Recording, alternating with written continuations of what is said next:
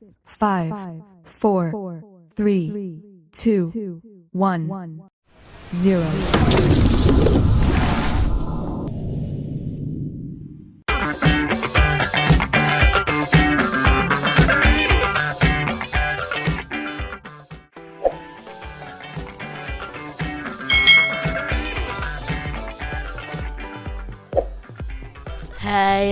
Hai. Selamat datang di channel YouTube Kak Citra. Apa kabar adik-adik semuanya? Kak Citra berharap kalian dalam keadaan yang baik, sehat, dan siap untuk belajar ya. Hari ini kita akan belajar bersama-sama untuk mata pelajaran tematik kelas 5. Kita belajar di tema 9, benda-benda di sekitar kita. Subtema yang baru nih, subtema 2, benda dalam kegiatan ekonomi pembelajaran yang pertama. Mari adik-adik kita belajar dengan penuh semangat ya. Adik-adik perhatikan gambar berikut ini. Pada minggu siang, Lani asyik menonton televisi. Di televisi ada iklan sirup nih adik-adik. Lani terpengaruh iklan sirup di televisi tersebut. Lani ingin membuat es sirup. Lalu Lani kemudian meminta ibu untuk mengajarkan cara membuat es sirup. Nah, saat hendak membuat es sirup, ternyata gula di dapur habis. Ibu lalu meminta Lani membeli gula di warung. Dengan senang hati, Lani membeli gula ke warung. Setelah membeli gula, Lani dan ibunya melanjutkan untuk membuat es sirup nih adik-adik. Dalam larutan sirup terdapat 2 penyusun larutan, yaitu ada air dan gula. Oleh karena itu, sirup itu termasuk zat campuran adik-adik. Air dan gula sebagai penyusun larutan sirup merupakan zat tunggal. Itulah contoh zat tunggal dan zat campuran. Bagaimanakah perbedaan antara zat tunggal dan zat campuran? Nah, kita akan temukan dalam materi berikut ini. Adik-adik, Lani telah terpengaruh nih iklan dari televisi, yaitu iklan sirup tadi. Iklan yang ditayangkan melalui televisi merupakan salah satu contoh iklan elektronik ya. Mengapa demikian? Alasannya televisi ini merupakan salah satu media elektronik. Adapun yang dimaksud dengan iklan elektronik adalah iklan yang penyebarannya menggunakan media elektronik. Nah, apa saja ya bentuk iklan elektronik itu? Nah, biasanya kalau adik-adik lihat di YouTube ya, di channel Kak Citra itu biasanya ada iklan juga. Nah, itu disebut dengan iklan elektronik. Iklan elektronik itu banyak jenisnya. 3 diantaranya yang akan kita pelajari saat ini. Nah, ketiga jenis iklan tersebut adalah iklan radio, iklan televisi, dan iklan internet. Bagaimanakah karakteristik dari ketiga iklan elektronik tersebut? Ayo kita baca satu persatu uraian singkat berikut ini. Yang pertama adalah iklan radio adik-adik. Nah, tentunya adik-adik pernah lihat ya radio itu. Nah, radio merupakan media auditif yang bersifat atraktif. Artinya radio itu adalah media yang mengandalkan pendengaran untuk menyapa pendengarnya adik-adik. Oleh karena itu, pemaparan iklan melalui media radio memiliki karakteristik atau ciri khas. Iklan di radio hanya dapat didengarkan melalui audio atau melalui suara. Nah, suara yang diperdengarkan dapat berupa voice atau suara atau kata-kata manusia yang diatur, juga bisa berupa musik, yaitu perpaduan bunyi-bunyian yang teratur dengan ritme tertentu dan harmonis, serta ada efek suara atau suara-suara yang tidak beraturan maupun efek suara alam. Itu tadi karakteristik dari iklan radio. Iklan berikutnya adalah iklan televisi nih. Iklan televisi adalah iklan yang disiarkan melalui televisi. Nah, iklan televisi itu sangat menarik karena merupakan kombinasi dari suara, gambar, dan gerak. Berbeda dengan yang radio tadi ya, hanya dengan suara adik-adik. Nah, iklan televisi ini memiliki karakteristik yaitu dapat dilihat dan dapat didengar. Oleh karena itu, iklan yang disampaikan melalui televisi sangat menarik perhatian dan mengesankan. Lalu iklan yang ketiga adalah iklan internet. Nah, iklan internet ini adalah iklan yang ditampilkan melalui jaringan internet adik-adik. Bentuknya beragam, ada iklan yang hanya dapat didengar, ada pula yang dapat dilihat sekaligus didengar. Contohnya kalau di YouTube itu kan biasanya ada iklan ya. Nah, iklan internet ini muncul sesuai perkembangan teknologi informasi. Iklan internet mampu meningkatkan kapasitas dan kecepatan perputaran informasi. Nah, melalui internet ini informasi dapat disampaikan secara dramatis dan interaktif. Itu tadi ketiga contoh iklan ya, dari radio, lalu televisi, dan iklan internet. Adik-adik perhatikan kembali 3 paparan iklan melalui media radio, televisi, dan internet berikut ini. Nah, di sini ada paparan iklan melalui radio adik-adik. Untuk menayangkan iklan melalui radio itu perlu dibuat naskah. Ya, jadi naskahnya itu dibuat untuk konsep ya, untuk konsep ketika membuat iklan melalui radio. Nah, naskah iklan radio ini sesuai konsep dari produk yang akan diiklankan. Naskah iklan radio itu dibuat dengan mempertimbangkan skenario, lalu dialog, monolog, musik, dan efek suara. Nah, musik dan efek suara dalam naskah iklan radio itu diperlukan untuk menciptakan suasana yang mendukung skenario tersebut. Nah, di sini adalah contoh paparan iklan radio melalui naskah. Ya, iklannya di sini adalah iklan pewangi ruangan. Nah, mungkin awalnya ada efek suara lalat ya. Lalu ada anak perempuan berbicara. Nah, karena di sini kan direkamnya suaranya saja adik-adik. Mama, kamar mandi adik banyak lalat. Nah, lalu bergantian yang menjadi mama akan membaca naskah yang ditunjukkan untuk mama. Wah, mungkin karena bau tak sedap dik, misalnya seperti itu. Lalu anak perempuannya, iya ma, tolong hilangkan bau tak sedapnya. Mamanya bilang, tenang, mama punya antinya. Nah, di sini ada suara semprotan nyamuk. Ini berupa suara adik-adik. Wah, wangi sekali ma. Jelas dong, kan mama pakai segar wangi. Pewangi ruangan bau tak sedap langsung KO. Nah, misalnya seperti itu. Lalu ada selingan musiknya. Nah, di sini iklan radio itu dibuat sesuai dengan naskahnya. Apa isi iklan radio yang dapat kamu amati dari naskah di atas? Nah, berdasarkan naskah iklan radio tadi dapat disimpulkan bahwa iklan radio yang akan dipaparkan itu berupa ajakan ya, isinya ya, untuk menggunakan segar wangi. Segar wangi ini adalah pengharum ruangan yang bisa menghilangkan bau tidak sedap dan mengusir lalat dalam sekejap. Nah, ini adalah contoh paparan iklan melalui televisi. Setiap hari ya, kalau kita nonton televisi biasanya pasti ada iklan. Nah, pembuatan iklan televisi ini diawali dengan membuat rancangan adik-adik.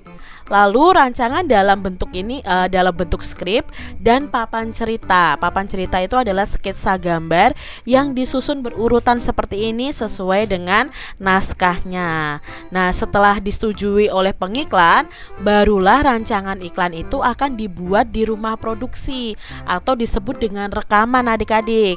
Berikut contoh paparan iklan melalui televisi. Nah, berdasarkan gambar iklan melalui televisi di atas, kamu dapat mengetahui isi iklan yang akan dipaparkan melalui televisi. Nah, isi iklan tersebut yaitu cara mudah membuat mulut segar. Hanya dengan permen karet Planet Segar, mulutmu akan terasa segar sesegar habis menggosok gigi. Ini adalah contoh ya paparan iklan melalui televisi. Lalu ada paparan iklan melalui internet ya adik-adik ya. Ada Yumimi ya, mie instan saat bersantai jadi semakin hangat ya. Itulah salah satu contoh iklan yang dipaparkan melalui internet. Iklan di atas merupakan iklan internet jenis banner. Nah, iklan internet jenis banner ini yaitu iklan pada papan iklan mini yang tersebar pada sebuah halaman website. Nah, isi iklan internet tersebut adalah menawarkan produk makanan. Produk makanan yang ditawarkan adalah mie instan dengan merek Yumimi. Ya, mie instan ini dapat dinikmati saat sibuk ataupun santai, baik sendiri maupun bersama dengan teman-teman. Yumimi ini merupakan makanan cepat saji yang enak jika dinikmati saat masih hangat. Suasana pun akan terasa hangat dengan ditemani Yumimi. Itu adik-adik ya, contoh paparan iklan melalui internet. Adik-adik telah memahami nih berbagai bentuk iklan elektronik. Sekarang coba adik-adik pilih salah satu bentuk iklan elektronik yang sudah kalian pelajari tadi. Lalu buatlah contoh iklan elektronik tersebut. Cantumkan naskah iklannya nih. Jika iklan yang kamu buat itu iklan radio atau iklan televisi. Kemudian tuliskan juga skrip dan papan ceritanya. Jika kamu memilih iklan internet, nah tempelkan iklan pada lembaran kertas. Selanjutnya buat kesimpulan dari iklan elektronik yang kamu buat. Nah, kesimpulannya itu kalian tulis di bawah naskah iklan atau di bawah skrip dan papan cerita atau gambar iklan yang kalian buat. Nah, kalian bisa presentasikan hasil pembuatan iklan elektronik ini di depan teman-teman kalian atau di depan keluarga kalian, adik-adik. Nah, ini adalah contoh nih adik-adik ya, contoh iklan elektronik. Misalnya kamu mau membuat iklan apa, kamu bisa mengisi tabel seperti ini. Oh, mereknya apa ya, merek benda yang akan kita tawarkan, lalu medianya apa, waktunya mau berapa detik atau berapa menit. Kalau biasanya iklan itu tidak terlalu panjang adik-adik ya, maksimal 1 menit. Nah, 1 menit itu sudah panjang dan iklan itu harus jelas ya, jelas menawarkan sesuatunya. Nah, adik-adik bisa mengisinya di buku kalian masing-masing. Adik-adik, kamu telah memahami nih berbagai bentuk iklan elektronik. Salah satunya adalah televisi ya, iklan di televisi. Sekarang pilihlah salah satu iklan di televisi yang menurutmu menarik adik-adik. Lalu tuangkan kembali benda yang diiklankan dalam televisi itu ya dalam bentuk gambar iklan. Nah, buatlah gambar semenarik mungkin pada kotak berikut ini. Nah, adik-adik bisa ditulis di buku kalian atau digambar di buku kalian masing-masing. Ya, pilih salah satu iklan di televisi lalu buat gambar bendanya ya. Amatilah gambar hasil karya Udin, Siti, dan Edo berikut ini adik-adik. Ternyata mereka juga membuat gambar iklan nih yang mereka lihat. Nah, di sini ada air mineral dalam kemasan botol yang digambarkan oleh Udin. Udin ini menggambar kemasan botol air mineral itu dengan merek Aquada. Nah, air mineral merupakan materi berbentuk cairan adik-adik. Air mineral ini termasuk zat tunggal yang berupa senyawa. Nah, air mineral itu tidak memiliki rasa dan bau. Air itu sangat penting loh bagi kehidupan manusia, karena manusia itu membutuhkan 8 liter air mineral dalam 1 hari 1 malam. Air mineral Aquada membantu kita mencukupi kebutuhan tubuh akan 8 liter air. Ini adalah gambar dari iklan yang Udin buat adik-adik. Lalu di sini ada minuman ringan manis yang dibuat oleh Siti. Nah, minuman ringan manis ini sama dengan air mineral. Minuman ringan manis adalah materi yang berbentuk cairan. Akan tetapi minuman ringan manis ini bukan zat tunggal adik-adik. Minuman ringan manis ini merupakan zat campuran homogen. Jadi ada air dan ada gula pastinya. Karena air tidak berdiri sendiri, maka disebut dengan zat campuran.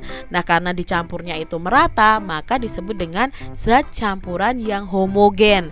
Sudah kita pelajari pada pembelajaran sebelumnya ya tentang homogen dan heterogen. Nah, di sini Edo menggambar secangkir kopi tumbuk. Nah, secangkir kopi itu sama dengan minuman ringan. Secangkir kopi adalah materi yang berbentuk cairan dan merupakan zat campuran. Nah, di sini zat campurannya apa? Air, gula, dan kopi adik-adik.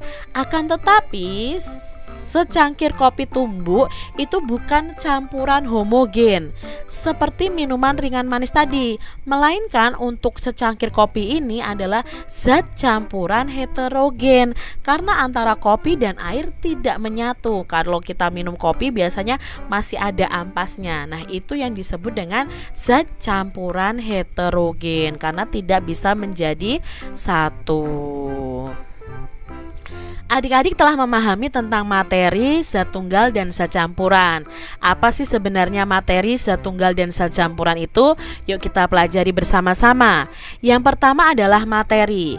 Materi itu adalah setiap objek atau segala sesuatu yang menempati ruang dan mempunyai massa adik-adik. Jadi materi itu adalah benda gitu saja ya yang paling mudah kita pahami. Nah, banyak jenis materi di lingkungan sekitar kita. Misalnya ada air, batu, pasir, tanah, kayu, besi, emas, plastik, dan oksigen atau udara. Nah, materi yang banyak jenisnya itu dapat dikelompokkan menjadi benda padat, benda cair, dan benda gas. Nah, berdasarkan komponen penyusunnya, materi itu bisa dibedakan menjadi zat tunggal dan zat campuran. Itu tadi tentang materi. Nah, sekarang tentang zat tunggal adik-adik. Zat tunggal atau disebut zat murni adalah zat yang komponen penyusunnya itu hanya satu zat atau satu materi saja, tidak ada campuran apapun. Nah, zat tunggal itu dapat berupa unsur dan senyawa. Apa itu bedanya unsur dan senyawa? Yuk kita simak adik-adik. Unsur adalah zat kimia yang tidak dapat dibagi lagi menjadi zat yang lebih sederhana.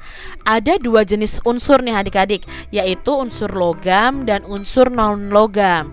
Contoh unsur logam itu ada perak, besi, emas, dan platina. Lalu untuk yang unsur non-logam itu ada hidrogen, oksigen, nitrogen, dan karbon. Nah, biasanya yang berbentuk gas itu termasuk unsur non-logam.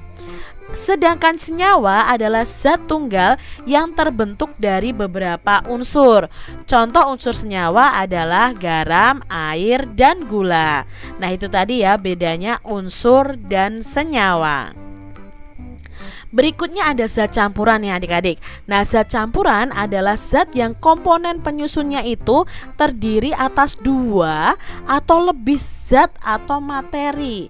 Nah, berdasarkan sifatnya, zat campuran itu tadi ada zat campuran homogen dan zat campuran heterogen. Nah, apa bedanya? Yuk kita pelajari. Zat campuran homogen adalah campuran yang terdiri atas dua materi atau dua zat yang dapat menyatu secara merata. Contoh campuran homogen antara lain adalah sirup. Nah, sirup itu terdiri dari gula, pewarna, dan air. Lalu ada larutan oralit. Nah, larutan oralit itu dari campuran air dan garam. Itu termasuk zat campuran yang homogen. Lalu ada udara. Udara itu juga zat campuran homogen karena di situ ada gas-gas yang menjadi satu. Berikutnya adalah zat campuran heterogen. Nah, campuran zat heterogen ini itu terdiri atas dua atau lebih ya, dua zat atau lebih untuk materinya berbeda yang tidak dapat menyatu secara sempurna. Contoh campuran heterogen adalah air dengan kopi tumbuk, lalu air dengan tanah, air dengan minyak. Mau kalian aduk seperti apa air dengan minyak, ya mereka akan sendiri-sendiri, tidak akan mencampur. Makanya disebut dengan zat campuran heterogen. Itu ya adik-adik ya, kalian sudah paham apa yang dimaksud dengan materi, zat tunggal, dan zat campuran. Nah, ini kalau dibuat peta pemikirannya seperti ini. Materi itu ada zat tunggal dan zat campuran. Nah, zat tunggal sendiri dibagi menjadi dua. Ada unsur, ada senyawa. Sebenarnya unsur tadi juga dibagi menjadi dua, adik-adik. Ada unsur logam dan unsur non-logam. Nah, unsur logam itu ya contohnya emas, ya, platina, dan lain sebagainya. Lalu unsur non-logam itu contohnya adalah oksigen, nitrogen, dan karbon. Lalu ada zat tunggal yang berupa senyawa, contohnya adalah garam, air, dan gula. Lalu zat campuran sendiri dibagi menjadi dua, yaitu homogen dan heterogen. Contoh homogen adalah sirup, oralit, dan udara. Yang heterogen contohnya adalah air dan kopi, lalu air dan tanah, dan air dan minyak. Nah, adik-adik telah mengetahui nih adanya zat campuran homogen dan heterogen. Apakah kamu sudah bisa menuliskan perbedaan antara zat campuran homogen dan heterogen? Bisa ya adik-adik ya. Nah, coba sekarang kalian melakukan percobaan nih bersama dengan teman-teman kalian. Nah, percobaan ini kalian lakukan ya dengan membuat dua percobaan. Untuk melakukan percobaan itu anggota kelompok kalian bisa dibagi menjadi dua. Nah, di sini dua percobaan yang harus dilakukan setiap kelompok yaitu membuat larutan air gula dan air kopi. Nah, adapun bahan dan peralatan yang harus disiapkan adalah sebagai berikut. Peralatannya gelas plastik transparan, lalu sendok plastik. Lalu bahannya apa? Air, gula putih, dan kopi bubuk. Nah, langkah percobaannya apa? Percobaan yang pertama, masukkan air ke dalam gelas plastik transparan. Selanjutnya itu gula putih adik-adik, ya, masukkan ke dalam gelas yang berisi air tadi. Aduk gula tersebut hingga larut di dalam air, lalu diamkan beberapa saat. Nah, percobaan kedua kalian membuat kopi nih adik-adik ya, kopi tumbuk ya. Lalu apa yang kalian buat? Bandingkan hasil kedua larutan itu bersama dengan teman-teman kalian. Nah, kalian bisa membuat laporan percobaan dengan nama anggota kelompok, percobaan yang dilakukan, alat dan bahan yang digunakan, lalu hasil percobaannya bagaimana. Nah, ini contoh dari Kak Citra ya, laporan hasil percobaan. Anggota kelompoknya siapa saja. Percobaan yang dilakukan adalah membedakan campuran homogen dan campuran heterogen. Alat dan bahannya ini. Lalu perbedaannya apa antara larutan gula dan larutan kopi? Ternyata larutan gula itu tercampur sempurna, sedangkan larutan kopi itu tidak tercampur sempurna. Nah, kesimpulannya apa? Oh, ternyata larutan gula itu termasuk zat campuran homogen, sedangkan larutan kopi itu merupakan zat campuran heterogen. Ini ya contoh laporan hasil percobaan. Demikian tadi adik-adik pembahasan kita di tema 9, subtema 2 pembelajaran yang pertama. Semoga video pembelajaran ini bermanfaat untuk adik-adik semuanya, dan sampai jumpa lagi di video pembelajaran Kak Citra selanjutnya. Tuhan memberkati. Jangan lupa tekan tombol subscribe, lalu tekan loncengnya, tekan juga tombol like, lalu share ke media sosial kalian. Jangan lupa untuk ikuti media sosial Kak Citra. Terima kasih.